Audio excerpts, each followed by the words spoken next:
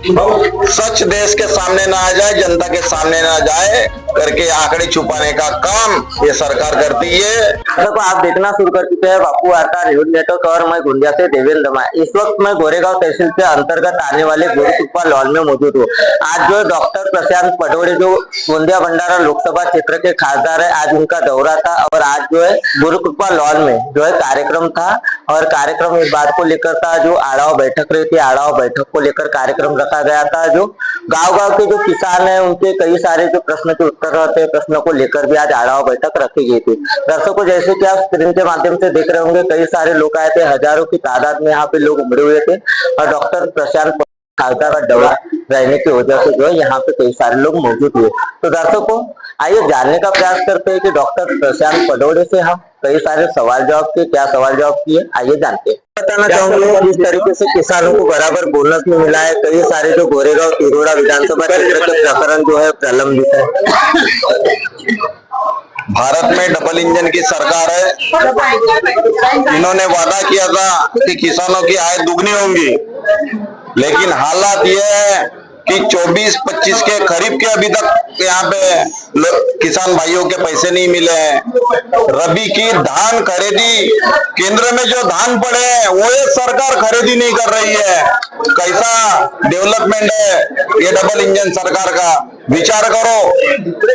इनको खरीदने थे या इनको उद्दिष्ट देने थे 30 लाख मैट्रिक टन, उतनी यहाँ पे गोंदिया जिला में पैदावार हुई है धान की, लेकिन उद्दिष्ट देना ही क्यों?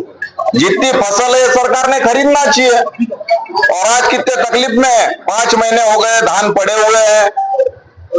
कलेक्टर साहब से मीटिंग हुई, उन्होंने बोला है कि सरकार की कोई योजना ही नहीं है धान खरीदी करने की या उद्देश्य बनाने की। तो ये धान का क्या होगा, किसानों को क्या होगा, क्यों यहाँ का किसान आत्महत्या करेगा? इसका आंसर ही ये गवर्नमेंट है। एक तरफ देखा जाए तो लाडली बहना का फॉर्म चुनाव के आगामी पर्व के पहले जो भरा गया था, 33,000 महाराष्ट्र की जो महिला है वह अपात्र हुई है। एक सबसे बड़ा सवाल है, यह जुमलों की सरकार है।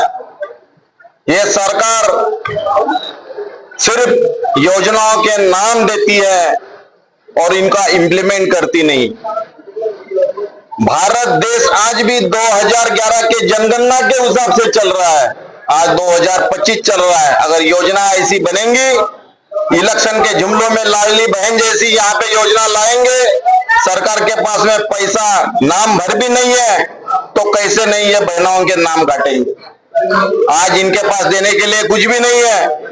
आज युवाओं को रोजगार देने के लिए नहीं है। रोड नाला रास्ते सब खराब है यहाँ के। एक किसानों को न्याय देने का काम भी ये सरकार नहीं कर रही है। महिला को सुरक्षा तो दूर की बात रही। ऐसे जुमलों की सरकार है और आने वाले ये समय में ये सरकार को देश के बाहर हकलने का काम ये यहाँ की जनता करेगी। कहीं ना कहीं देखा जाए तो जब खासदार का दौरा रहता है या खासदार का कार्यक्रम रहता है या आड़ाव बैठक रहती है तो संबंधित जो डिप्टी इंजीनियर बड़े बड़े अधिकारी छुट्टी पे क्यों भाग जाते हैं? आपका जब दौरा रहता है तो यह देख रहे होंगे, आपको पूछना पड़ेगा क्यों जाते हैं। नहीं, कहीं दान सच देश के सामने ना आ जाए, जनता के सामने ना जाए करके आंकड़े छुपाने का काम ये सरकार करती है। बोगसगिरी के आंकड़े ये देश को दिखाना चाहती है। मीडिया क्या है, मोदी मीडिया क्या है, आप सब लोगों को और जनता को मालूम ही है। हमारे साथ में जो है गोंदिया भंडारा लोकसभा क्षेत्र के सांसद डॉक्टर प्रशांत पटोड़े मौजूद थे और जैसे कि उनसे हमने बोनस का पैसा क्यों नहीं आया, लाडली बहना आज अपात्र क्यों हुई और आपके आने से जो है संबंधित अधिकारी छुट्टी पे क्यों भाग जाते हैं, ऐसे कई सारे जो है हमने उनसे आज जो है प्रश्न किया और प्रश्न करने के बाद जवाब क्या है कि डबल इंजन की सरकार ऐसे ही करते रहती है। कई सारे जुमले वादे तो करती है लेकिन वादे निभाती नहीं। कहीं ना कहीं आज जो है गोंदिया भंडारा लोकसभा क्षेत्र के जो लोकप्रिय खासदार है डॉक्टर प्रशांत पटोड़े, इन्होंने अपनी अहम भूमिका बजाते हुए जो है आज अपनी बात रखी। तो दर्शकों, बहुत ही जल्द अगले पार्ट में पार्ट 2 के साथ मिलेंगे। मैं गोंदिया से देवेंद्र दमा।